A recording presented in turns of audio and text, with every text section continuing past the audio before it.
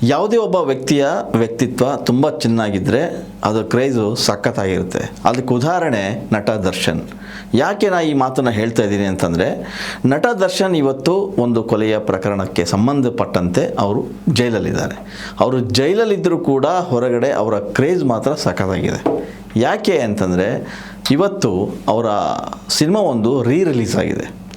ಖಲಾಸಿ ಪಾಳ್ಯ 2004ರಲ್ಲಿ release ಆದಂಥ ಈ ಚಿತ್ರ ದರ್ಶನ್ ಅವರಿಗೆ ಸಾಕಷ್ಟು ಯಶಸ್ಸನ್ನು ತಂದುಕೊಟ್ಟಿತ್ತು.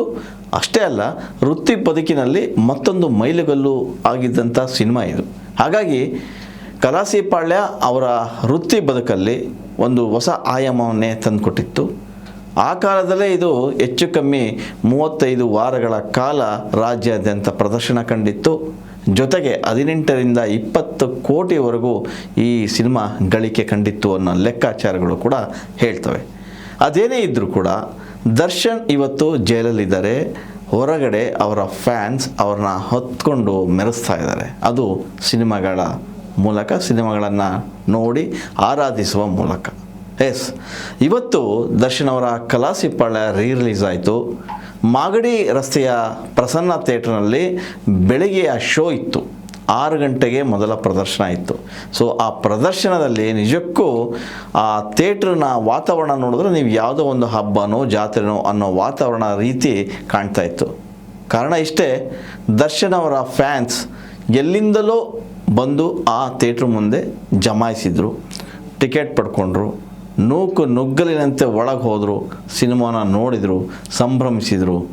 ಸಿನಿಮಾ ಶುರು ಆಗ್ತಾ ಇದ್ದಂಗೆ ಪರದೆಯ ಮುಂದೆ ಬಂದು ಕುಣಿದು ಕುಪ್ಪಳಿಸಿದರು, ಚಪ್ಪಾಳೆ ತಟ್ಟಿದರು, ದರ್ಶನ್ ಜಿಂದಾಬಾದ್ ಅಂದರು, ದರ್ಶನ್ಗೆ ಜೈ ಅಂತ ಹೇಳಿದರು, ಡಿ ಬಾಸ್ಗೆ ಜೈ ಅಂತ ಘೋಷಣೆಗಳನ್ನು ಕೂಗ್ತಾ ಸಿನಿಮಾವನ್ನು ನೋಡಿ ಹೊರಗೆ ಬಂದರು. ಒಂದಷ್ಟು ಜನ ಫ್ಯಾನ್ಸ್ ಮಾತಾಡ್ತಾ ಹೇಳಿದ್ದಿಷ್ಟು, ದರ್ಶನ್ ಎಲ್ಲೇ ಇದ್ದರೂ ಕೂಡ ಅವ್ರ ಕ್ರೇಜ್ ಕಮ್ಮಿ ಆಗಲ್ಲ. ಇನ್ನೂ 100 ವರ್ಷಗಳ ಕಾಲ ಹೋದರೂ ಕೂಡ ದರ್ಶನ್ ಅವರ ಕ್ರೇಜ್ ಹೀಗೆ ಇರುತ್ತೆ, ನಾವು ಅವ್ರನ್ನ ಹೀಗೆ ಮೆರೆಸ್ತೀವಿ ಅನ್ನೋ ಪ್ರೀತಿಯ ಅಭಿಮಾನದಿಂದ ಹೇಳ್ತಾ ಹೋದರು. ಅಂದರೆ ದರ್ಶನ್ ಕನ್ನಡ ಚಿತ್ರರಂಗ ಕಂಡಂಥ ಒಬ್ಬ ಅಪರೂಪದ ನಟ. ಯಾಕಂದರೆ ಸಿನಿಮಾ ರಂಗಕ್ಕೆ ಕಾಲಿಡುವ ಮುನ್ನ ಸಾಕಷ್ಟು ಶ್ರಮಪಟ್ಟವರು, ಶ್ರಮದಿಂದಲೇ ಬದುಕನ್ನು ಕಟ್ಕೊಂಡವರು. ಸಿನಿಮಾ ರಂಗದಲ್ಲಿ ಕೂಡ ಅಷ್ಟೇ, ನೋಡ್ತಾನೆ ಅವರು ಸ್ಟಾರ್ ಏನಾಗಲಿಲ್ಲ. ಆರಂಭದಲ್ಲಿ ಎಲ್ಲ ಸಿನಿಮಾದ ಒಂದಷ್ಟು ವಿಭಾಗಗಳಲ್ಲಿ ಕೆಲಸವನ್ನು ಮಾಡಿದ್ರು. ಆ ನಂತರ ಹೀರೋ ಆದರು. ಹೀರೋ ಆದ ನಂತರ ಫೇಮ್ ಬಂತು. ಆ ಯಶಸ್ಸನ್ನು ಹಾಗೆ ಉಳಿಸ್ಕೊಂಡು ಹೋಗಬೇಕು ಅನ್ನೋ ನಿಟ್ಟಿನಲ್ಲಿ ಹೊಸ ಬಗೆಯ ಕಥೆಗಳನ್ನು ಆಯ್ಕೆ ಮಾಡಿಕೊಂಡ್ರು. ಅವ್ರ ಫ್ಯಾನ್ಸ್ಗೂ ಇಷ್ಟ ಆಗಬೇಕು, ಫ್ಯಾಮಿಲಿಗೂ ಇಷ್ಟ ಆಗಬೇಕು. ಆ ರೀತಿಯ ಸಿನಿಮಾಗಳನ್ನು ಮಾಡ್ಕೊಂಡು ಬಂದಂಥ ದರ್ಶನ್ ಇವತ್ತಿಗೂ ಅದೇ ಯಶಸ್ಸನ್ನು, ಅದೇ ಕ್ರೇಜನ್ನು ಉಳಿಸ್ಕೊಂಡವರು. ಇವತ್ತು ಆ ಸಿನಿಮಾ ರಿಲೀಸ್ ಆಯಿತು. ಸಾಕಷ್ಟು ಅಭಿಮಾನಿಗಳು ಬಂದರು, ಆ ಸಿನಿಮಾವನ್ನು ನೋಡಿದ್ರು, ಮೆರೆಸಿದರು.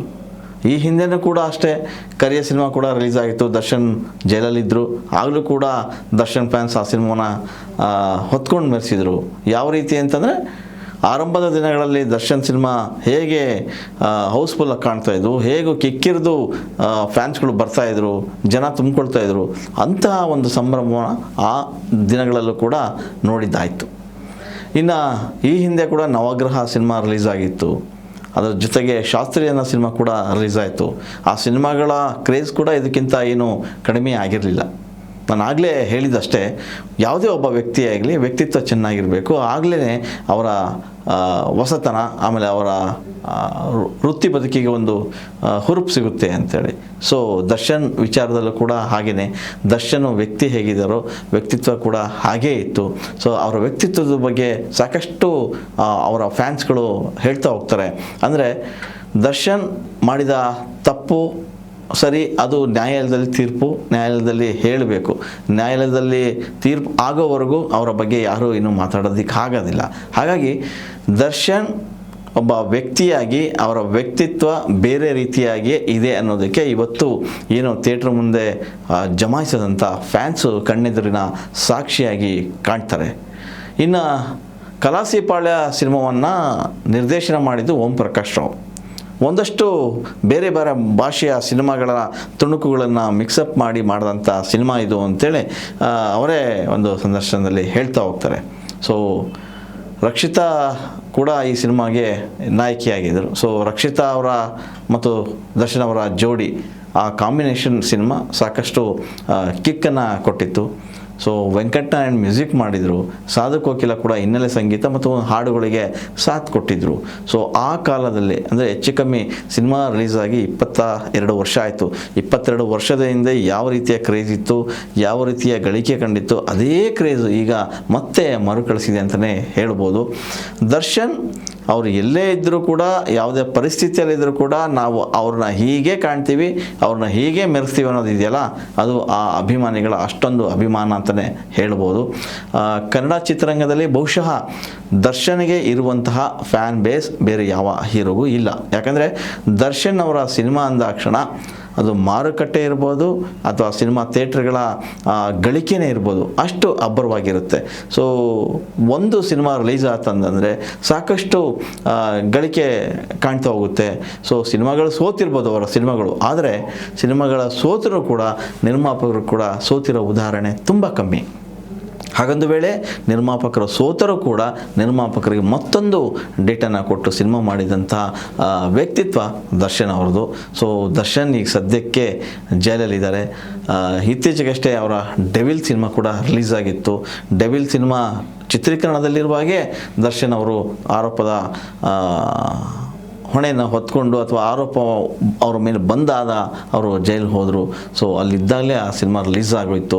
ಅದು ಕೂಡ ದೊಡ್ಡ ಯಶಸ್ಸು ಪಡೆದೇ ಇದ್ರೂ ಕೂಡ ಒಂದು ಅರ್ಥದಲ್ಲಿ ಎಲ್ಲೋ ಒಂದು ಕಡೆಗೆ ದರ್ಶನ್ ಅವರ ಫ್ಯಾನ್ಸ್ ಮಾತ್ರ ಆ ಸಿನಿಮಾವನ್ನು ಕೊಂಡಾಡಿದ್ರು, ಆದರೆ ಕೈ ಬಿಡಲಿಲ್ಲ. ಸೊ ಈಗಲೂ ಕೂಡ ದರ್ಶನ್ ಅವರ ಖಲಾಸಿ ಪಳ್ಳ ಸಿನಿಮಾ ರಿಲೀಸ್ ಆಯಿತು. ಸದ್ಯಕ್ಕೆ ಬೆಂಗಳೂರಿನ ಒಂದಷ್ಟು ಥಿಯೇಟರ್ಗಳಲ್ಲಿ ಈ ಸಿನಿಮಾ ರಾರಾಯಿಸ್ತಾ ಇದೆ. ಆ ಫ್ಯಾನ್ಸ್ಗಳು ಆ ಸಿನಿಮಾವನ್ನು ಹೊತ್ಕೊಂಡು ಕುಣಿತಾ ಇದ್ದಾರೆ. ಸೊ ಮುಂದಿನ ಇನ್ನೊಂದು 2 ದಿನಗಳಲ್ಲಿ ರಾಜ್ಯದ ಬೇರೆ ಬೇರೆ ಚಿತ್ರಮಂದಿರಗಳಲ್ಲೂ ಕೂಡ ಖಲಾಸಿ ಪಾಳ್ಯ ಸಿನಿಮಾ ರಿಲೀಸ್ ಆಗ್ತಾ ಇದೆ. ಸೊ ಈ ಸಿನಿಮಾವನ್ನು ರಾಮು ಅವರು ನಿರ್ಮಾಣ ಮಾಡಿದರು. ಸೊ ಆ ಕಾಲದಲ್ಲೇ ಅವರು ಕೋಟಿ ಹಣವನ್ನು ಸುರಿದಿದ್ರು, ಅದಕ್ಕೆ ಅವರಿಗೆ ಕೋಟಿ ರಾಮು ಅಂತ ಕೂಡ ನಾಮಕರಣ ಮಾಡಲಾಗಿತ್ತು. ಸೊ ಅದೇನೇ ಇದ್ದರೂ ಇವಾಗ ಖಲಾಸಿ ಪಾಳ್ಯ ರಿಲೀಸ್ ಆಗಿದೆ. ಅವರ ಫ್ಯಾನ್ಸ್ ಅಷ್ಟೇ ಅಲ್ಲ, ಬೇರೆ ಬೇರೆ ಜನ ಕೂಡ ಆ ಸಿನಿಮಾವನ್ನು ಮತ್ತೆ ಮತ್ತೆ ನೋಡಬೇಕು ಅನ್ನೋ ಆತುರದಲ್ಲಿ ಸಿನಿಮಾ ಥಿಯೇಟ್ರಿಗೆ ಬರ್ತಾ ಇದ್ದಾರೆ. ಬೆಳಗ್ಗೆ 6 ಗಂಟೆಗೆ ಶೋ ಇತ್ತು, ಅರ್ಧ ಗಂಟೆ ಮುಂಚೆನೇ ಥಿಯೇಟ್ರ್ ಮುಂದೆ ಬಂದು ಜಮಾಯಿಸಿದರು ಆ ಫ್ಯಾನ್ಸ್. ಅಷ್ಟೊಂದು ಕ್ರೇಜು ದರ್ಶನ್ ಅವರಿಗೆ ಇದೆ. ಸೊ ದರ್ಶನ್ ಸದ್ಯಕ್ಕೆ ಯಾವಾಗ ಬರ್ತಾರೆ ಅನ್ನೋದು ಗೊತ್ತಿಲ್ಲ. ಇತ್ತೀಚೆಗಷ್ಟೇ ಅವರು ಜಾಮೀನಿಗೆ ಅರ್ಜಿ ಹಾಕಿದ್ರು, ಆದರೆ ಕೋರ್ಟ್ ಅದನ್ನು ನಿರಾಕರಿಸ್ತು. ಕಾರಣ ಇಷ್ಟೇ, ವಿಚಾರಣೆ ಆಗಿರಲಿಲ್ಲ. ಸೊ ಎಷ್ಟು ತ್ವರಿತವಾಗಿ ವಿಚಾರಣೆ ಮಾಡ್ತಾರೆ, ಸೊ ಆ ವಿಚಾರಣೆ ಬಳಿಕ ಅವರು ಮತ್ತೆ ಜಾಮೀನನ್ನು ಸಲ್ಲಿಸಬೇಕಾಗುತ್ತೆ. ದರ್ಶನ್ ಒಳಗಿದ್ದಾಗಲೇ ಇಷ್ಟೊಂದು ಕ್ರೇಜು, ಅವರೇನಾರು ಹೊರಗಿದ್ದು ಈ ಥರ ಸಿನಿಮಾಗಳು ರಿಲೀಸ್ ಆದಾಗ ಇನ್ನೆಷ್ಟು ಕ್ರೇಜ್ ಇರ್ಬೋದು ಅದನ್ನು ಊಹೆ ಮಾಡೋಕ್ಕೂ ಸಾಧ್ಯ ಇಲ್ಲ. ಅದೇನಿರಲಿ, ದರ್ಶನ್ ಒಂದು ಸಿನಿಮಾ ಒಪ್ಕೊಂಡ್ರು, ದರ್ಶನ್ ಒಂದು ಸಿನಿಮಾ ಮಾಡ್ತಾರೆ ಅಂದರೆ ಅದೆಷ್ಟೋ ಸಿನಿಮಾ ರಂಗದ ಕುಟುಂಬಗಳು ಬದುಕ್ತಾ ಇದ್ವು, ಎಷ್ಟೋ ಸಿನಿಮಾದ ಮಂದಿಗೆ ಕೆಲಸ ಸಿಗ್ತಾ ಇತ್ತು ಅನ್ನೋ ಮಾತು ಅಕ್ಷರಶಃ ನಿಜ. ಯಾಕಂದರೆ ಒಬ್ಬ ಸ್ಟಾರ್ ನಟ ಒಂದು ಸಿನಿಮಾ ಮಾಡ್ತಾನೆ ಅಂತಂದರೆ 60ರಿಂದ 100 ದಿನಗಳ ಕಾಲ ಚಿತ್ರೀಕರಣ ಆಗುತ್ತೆ. ಆ 100 ದಿನಗಳ ಕಾಲವೂ ಕೂಡ ಸಿನಿಮಾ ರಂಗದ ಬೇರೆ ಬೇರೆ ಕಾರ್ಮಿಕ ವರ್ಗದವರಿಗೆ ಕೆಲಸ ಸಿಗುತ್ತೆ, ಅವರ ಫ್ಯಾಮಿಲಿ ಹೊಟ್ಟೆ ತುಂಬುತ್ತೆ. ಈ ರೀತಿಯ ಒಂದು ಮಾತುಗಳು ಕೂಡ ಕೇಳಿ ಬರ್ತಾ ಇದ್ವು. ಸೊ ಅದೇನೇ ಆಗಲಿ, ಒಬ್ಬ ನಟ ಒಂದು ಸಿನಿಮಾ ಮಾಡ್ತಾನೆ ಅಂತಂದರೆ ಬೇರೆ ಯಾವುದೋ ಒಂದು ವರ್ಗದ ಕುಟುಂಬಕ್ಕೆ ಅದು ಅನ್ನಕ್ಕೆ ದಾರಿ ಮಾಡಿಕೊಡುವಂಥ ಪರಿಸ್ಥಿತಿ ಕೂಡ ನಿರ್ಮಾಣ ಆಗ್ತಾ ಇರುತ್ತೆ. ಆ ನಿಟ್ಟಿನಲ್ಲಿ ದರ್ಶನ್ ಅವರು ಆದಷ್ಟು ಬೇಗ ಬರಬೇಕು ಅನ್ನೋ ಒಂದೇ ಒಂದು ಮಾತನ್ನು ಇವತ್ತು ಸಾಕಷ್ಟು ಜನ ಅವರ ಫ್ಯಾನ್ಸ್ಗಳು ಹೇಳ್ತಾ ಇದ್ದಾರೆ. ಸರಿ ತಪ್ಪು ಅದೆಲ್ಲ ನ್ಯಾಯಾಲಯಕ್ಕೆ ಬಿಟ್ಟದ್ದು, ಆದರೆ ದರ್ಶನ್ ಅವರ ಸಿನಿಮಾ ಅಂದ ತಕ್ಷಣ ಆ ಕ್ರೇಜ್ ಇದೆಯಲ್ಲ, ಅದು ಯಾವತ್ತಿಗೂ ನಿಲ್ಲೋದಿಲ್ಲ. ಅದಕ್ಕೆ ಇವತ್ತಿನ ಖಲಾಸಿ ಪಾಳ್ಯ ಚಿತ್ರಮಂದಿರದಲ್ಲಿ ನಡೆದಂಥ ಆ ಸಂಭ್ರಮವೇ ಸಾಕ್ಷಿ. ಹೆಚ್ಚಿನ ವಿಡಿಯೋಗಳಿಗೆ ಪ್ರತಿಧ್ವನಿ ಯೂಟ್ಯೂಬ್ ಚಾನೆಲ್ ಸಬ್ಸ್ಕ್ರೈಬ್ ಮಾಡಿ, ಬೆಲ್ ಐಕಾನ್ ಕ್ಲಿಕ್ ಮಾಡಿ.